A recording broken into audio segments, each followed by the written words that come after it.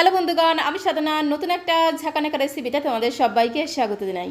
আজকে আমি তোমাদের সাথে শেয়ার করছি পটলের একটা দুর্দান্ত স্বাদের রেসিপি। পটল একবার এইভাবে বানিয়ে খেয়ে দেখতে পারো। গরম গরম ভাতের সাথে খেতে যেমন দুর্দান্ত লাগে, আবার শুধু মুখে খেতেও কিন্তু দারুণ লাগে। তো রেসিপিটি প্রথম থেকে শেষ পর্যন্ত দেখার অনুরোধ রইল। তো চলো দেখে নেওয়া যাক আজকের রেসিপি। তো বন্ধুগণ, রেসিপিটি বানানোর জন্য এখানে দেখো আমি আমার প্রয়োজন মতো পটল নিয়েছি। তবে পটলের পরিমাণটা তোমরা আরও বাড়িয়ে অথবা কমিয়েও নিতে পারো, তাতে কোনো সমস্যা নেই।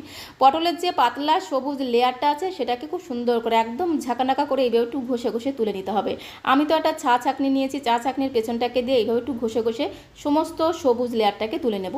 পটলের যে মোটা খোসাটা সেটাকে কিন্তু কেটে ফেলে দেবো না, এইভাবে শুধু পাতলা যে আস্তরণটা আছে সেটাকে এইভাবে একটু ঘষে ঘষে তুলে নিতে হবে। খুব সুন্দর করে সমস্ত পটলের দেখো সবুজ লেয়ারটাকে ঘষে ঘষে তুলে নিয়েছি।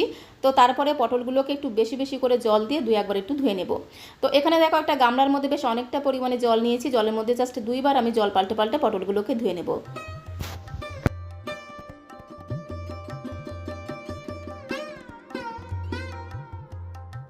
তো সবগুলো পটলকে জাস্ট দুইবার একটু এইভাবে জল পাল্টে ধুয়ে নেব। তারপরে পটলগুলোকে খুব সুন্দর করে একটু কেটে নিতে হবে। আর পটলের এই রেসিপিতে পটলটাকে ঠিক কীভাবে কেটে নিতে হবে সেটা একটু তোমরা ঝটপট করে দেখে নাও। প্রথমে পটলের দুই মাথাকে খুব সুন্দর করে একটু কেটে বাদ দিতে হবে। তো তারপরে পটলটাকে এইভাবে একটু লম্বা লম্বিভাবে কেটে নেব। তবে একেবারে কিন্তু কেটে আলাদা করে ফেলা যাবে না, বাঁধিয়ে রেখে কেটে নিতে হবে। তো তারপরে পটলের দুই মাথাকে একটুখানি হালকা করে চাপলেই দেখবে এরকম একটু ফাঁকা হয়ে যাবে। তখন একটা চামচের পেছন দিকটাকে দিয়ে পটলের মধ্যে যে বীজ বা শ্বাসটা আছে সেটাকে খুব সুন্দর করে এইভাবে কুড়িয়ে কুড়িয়ে বের করে নিতে হবে। সমস্ত পটলগুলোকে ঠিক এইভাবে একটু কেটে নেব। তারপরে পটলের মধ্যে যে শ্বাস আর বীজটা আছে সেটাকে খুব সুন্দর করে বের করে নেব।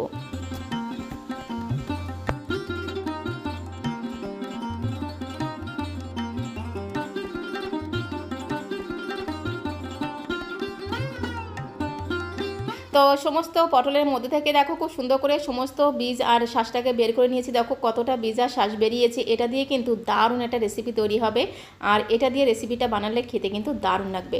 তো এখন এই পটলের বীজ আর শ্বাসটাকে একটা সাইডে আমি রেখে দিলাম। তো তারপরে পটলগুলোকে আমি জাস্ট সামান্য পরিমাণে একটু লবণ দিয়ে ম্যারিনেট করে রেখে দেবো। এতে পটলটা বেশ একটু সফট হয়ে যাবে, খেতে কিন্তু দারুণ লাগবে। তো দেখো একদমই সামান্য পরিমাণে লবণ হাতের মধ্যে নিয়ে খুব সুন্দর করে ছড়িয়ে দিয়ে প্রত্যেকটা পটলের গায়ে খুব ভালো করে লবণটাকে ম্যারিনেট করে নিলাম। পটলগুলোকে একটা সাইডে আমি একটু রেস্টে রেখে দিলাম। তো ততক্ষণে আমি একটু মশলা বেটে নেব। মশলাটা বেটে নেওয়ার জন্য একটা মিক্সিং জার নিয়েছি, তার মধ্যে আমি 7-8 কোয়া দিয়ে দিলাম রসুন, তার সাথে 4-5টা দিয়ে দিলাম কাঁচা লঙ্কা, তার সাথে হাফ ইঞ্চি মতো আদাকে একদম ঝিরিমিরি করে কুচি করে দিয়ে দিলাম। তার সাথে এর মধ্যে যেটা দিতে হবে সেটা হচ্ছে 1 চামচ ভর্তি করে গোটা জিরে, আর দিতে হবে 1 চামচ ভর্তি করে গোটা ধনে। আজকের রেসিপিটা এই গোটা মশলা বেটে রান্না করলে দারুণ টেস্ট হবে, সাথে সাথে ঘ্রাণটাও কিন্তু দুর্দান্ত হবে। তো তারপরে পটলের শ্বাস আর বীজগুলোকে দিয়ে দিতে হবে। সমস্ত পটলের শ্বাস আর বীজগুলোকে দেওয়া হয়ে গেলে এর মধ্যে একদমই সামান্য পরিমাণে জল দিয়ে মিক্সিং জারের ঢাকনাটা বন্ধ করে একদম মিহি করে পেস্ট করে নিতে হবে। তো সমস্ত কিছুকে একসাথে দেখো একদম মিহি করে পেস্ট করে নিয়েছি। তো এখন এই মশলার পেস্টটাকে আমি মিক্সিং জারের মধ্যেই ঢাকা দিয়ে একটা সাইডে রেখে দেবো। আর আজকে পটলের রেসিপিতে আমি একটু ভাজা মশলা তৈরি করে নেবো, আর এই ভাজা মশলাটা দেওয়ার কারণে পটলের এই রেসিপির স্বাদ আর গন্ধ আরও দ্বিগুণ বেড়ে যাবে। গ্যাসের ফ্লেমটা অন করে দিয়ে একটা কড়াই বসিয়ে দিয়েছিলাম। কড়াইয়ের মধ্যে আমি 1 থেকে 1.5 চামচের মতো গোটা জিরে, ধনে, তেজপাতা, শুকনো লঙ্কা একসাথে দিয়ে দেখো এরকম করে একটু হালকা করে ভেজে নিতে হবে। খুব বেশি যেন একদম পুড়ে না যায়, বেশ একটু মুচমুচে হবে আর খুব সুন্দর একটা ভাজা গ্রান বেরিয়ে আসবে। ততক্ষণ অবধি একটু ধীরে ধীরে সময় নিয়ে ভেজে নিতে হবে। তো সমস্ত গোটা মশলাগুলোকে ভেজে খুব ভালো করে গুঁড়ো করে নেব। ততক্ষণে ওই কড়াইতে আমি আরও 2 চামচ দিয়ে দেবো সর্ষের তেল। তেলটা যখন গরম হয়ে যাবে তেলের মধ্যে আমি 1 চামচের 3 ভাগের 1 ভাগ দিয়ে দিলাম গোটা জিরে ফোড়ন। জিরেটাকে দিয়ে খুব ভালো করে একটু ঘোটানাটা করে ভেজে নিতে হবে। যখন এই জিরে থেকে খুব সুন্দর একটা ভাজা গ্রান বেরিয়ে এসেছে তখন আমি এর মধ্যে দিয়ে দেবো পেঁয়াজ কুচি। একটা বড় সাইজের পেঁয়াজকে একদম ঝিরিমিরি করে কুচি করে রেখেছিলাম। পেঁয়াজ কুচি দিয়ে খুব ভালো করে একটু নেড়ে ছেড়ে মিশিয়ে নিতে হবে। পেঁয়াজটাকে দিয়ে প্রথমে খুব ভালো করে মিশিয়ে নেব। তারপরে পেঁয়াজ ভাজার সময় একদমই সামান্য পরিমাণে লবণ দিয়ে পেঁয়াজটাকে ভাজবো, তাহলে পেঁয়াজটা ভাজতে ভাজতে কিন্তু খুব তাড়াতাড়ি নরম হয়ে যাবে, তাড়াতাড়ি ভাজা হয়ে যাবে। তো প্রথমে পেঁয়াজটাকে খুব ভালো করে মিশিয়ে নেওয়ার পরে এর মধ্যে দেখো আমি দিয়ে দিলাম একটু লবণ দিয়ে আবারও খুব ভালো করে নেড়ে ছেড়ে মিশিয়ে নিয়ে গ্যাসের ফ্লেমটা মিডিয়াম করে দিয়ে পেঁয়াজটাকে একদম লাল লাল করে ভেজে নেব। যতক্ষণ না পেঁয়াজের কাঁচা গন্ধটা চলে গিয়ে খুব সুন্দর একটা ভাজা গ্রান বেরিয়ে আসছে ততক্ষণ অবধি পেঁয়াজটাকে ঠিক এইভাবে একদম লাল লাল করে ভেজে নিতে হবে। তো পেঁয়াজটাকে খুব সুন্দর করে লাল লাল করে ভেজে নিয়েছি। সবশেষে পেঁয়াজের মধ্যে দিতে হবে একটু হলুদের গুঁড়ো। এতে পেঁয়াজের কালারটাও সুন্দর হবে, সাথে সাথে ঘ্রাণটাও কিন্তু দুর্দান্ত হবে। তো একটু হলুদ গুঁড়ো দিয়ে খুব ভালো করে ঘোটানাটা করে মেশাতেই দেখো পেঁয়াজের কালারটা কত সুন্দর হয়েছে, সাথে সাথে ঘ্রাণটাও কিন্তু দুর্দান্ত বেরিয়েছে। আর পেঁয়াজের মধ্যে যখন এরকম একটা সুন্দর সোনালি রং ধরবে তখন পেঁয়াজের মধ্যে দিতে হবে মিক্সিং জারে জারে বেটে রাখা মশলাটা। তো সমস্ত মিক্সিং জারে বেটে রাখা মশলাটাকে একদম ঝাঁকানাকা করে ঢেলে দিতে হবে। তো তারপরে এর মধ্যে যেটা দিতে হবে সেটা হচ্ছে সেদ্ধ আলু। আগে থেকে আমি আলু সেদ্ধ করে খোসা ছাড়িয়ে রেখেছিলাম। তো এখানে দেখো আমি 1.5 পিসের মতো সেদ্ধ আলু নিয়েছি। আলুটাকে দিয়ে এরকম করে হাতের সাহায্যে একটু ম্যাশ করে নিতে হবে। তবে একেবারে কিন্তু মিহি করে ম্যাশ করব না, একটু দলা দলা ভাব থাকবে, তবেই কিন্তু খেতে দারুণ লাগবে। তো আলুর পিসগুলোকে আধ ভাঙা করে দিয়ে দিলাম। তারপরে গ্যাসের ফ্লেমটা মিডিয়াম করে দিয়ে সমস্ত কিছুকে একসাথে খুব ভালো করে একটু কষিয়ে নিতে হবে। যতক্ষণ না আদা রসুনের কাঁচা গন্ধটা চলে গিয়ে খুব সুন্দর একটা ভাজা ঘ্রাণ বেরিয়ে আসছে, ততক্ষণ অবধি বেশ কিছু সময় ধরে কষিয়ে নিতে হবে। আদা রসুনের কাঁচা গন্ধ চলে গেছে, খুব সুন্দর একটা ভাজা ঘ্রাণ যখন বেরিয়ে এসেছে, তখন আমি এর মধ্যে খুব সুন্দর একটা রঙের জন্য দিয়ে দিলাম একটুখানি কাশ্মীরি লাল লঙ্কার গুঁড়ো।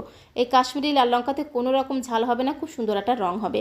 তো কাশ্মীরি লাল লঙ্কার গুঁড়ো দিয়ে আবার খুব ভালো করে নেড়েচেড়ে আরও বেশ কিছু সময় ধরে দেখো পুরটাকে কষিয়ে নিয়েছি। পুরটা কিন্তু খুব সুন্দরভাবে রান্না করা হয়ে গেছে। আর এই সময় একটু চেক করে দেখতে হবে নুনের পরিমাণটা ঠিকঠাক আছে কিনা। তো আমি একটু চেক করে দেখলাম নুনটা একটু কম মনে হলো, তাই এই সময় আমি এর মধ্যে স্বাদ মতো দিয়ে দেবো একটু লবণ, তার সাথে দিয়ে দেবো একটু চিনি। অবশ্যই কিন্তু একটু চিনি দিতে হবে, তাহলে এই পুরটা বেশ একটু হালকা মিষ্টি মিষ্টি খেতে হবে, খেতে কিন্তু দারুণ লাগবে। তার সাথে এর মধ্যে একদমই সামান্য পরিমাণে দিতে হবে একটু শাহি গরম মশলার গুঁড়ো, তাহলে এই পুরের স্বাদ আর গন্ধ আরও দ্বিগুণ বেড়ে যাবে। তার সাথে আমি যে ভাজা মশলাটা ভেজে রেখেছিলাম, সে ভাজা মশলাটাকে গুঁড়ো করে রেখেছিলাম, তো সেখান থেকে 1 চামচের 3 ভাগের 1 ভাগ দিয়ে দিলাম ভাজা মশলা। একটুখানি ভাজা মশলা অবশ্যই দেবে, এই ভাজা মশলাটা দেওয়ার কারণে কিন্তু এই পুরের স্বাদ আর গন্ধ আরও 10 গুণ বেড়ে যাবে, যার কারণে পটলটা খেতেও কিন্তু দারুণ টেস্টি লাগবে।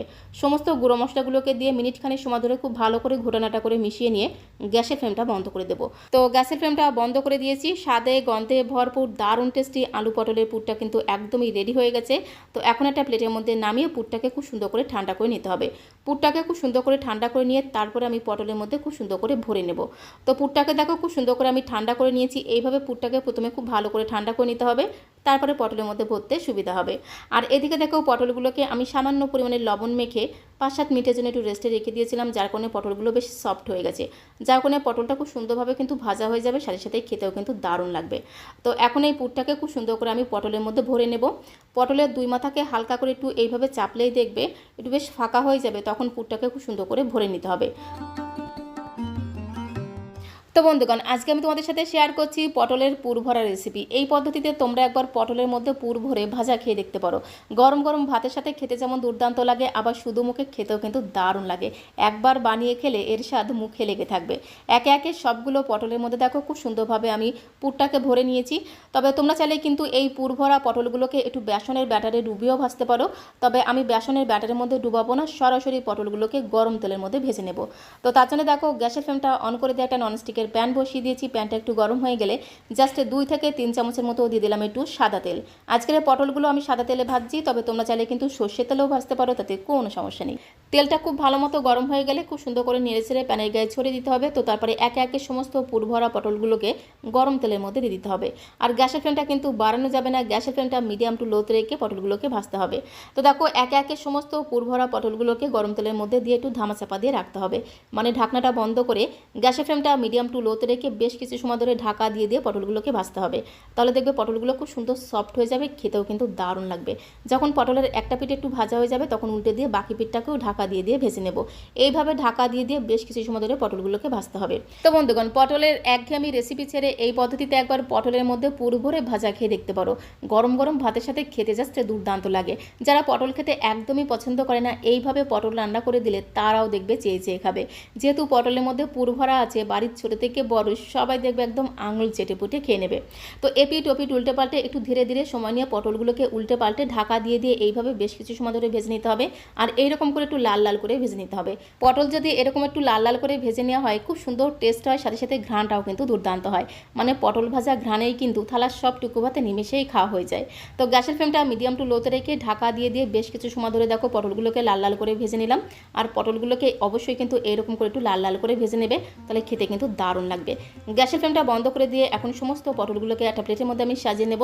ততক্ষণে তোমাদের কাছে রিকোয়েস্ট করব, আজকের এই পুর ভরা পটলের রেসিপিটা তোমাদের কাছে কেমন লাগলো অবশ্যই কমেন্ট বক্সে লিখে জানিও। ভালো লাগলে প্লিজ একটা লাইক আর শেয়ার করে দেওয়ার অনুরোধ রইল।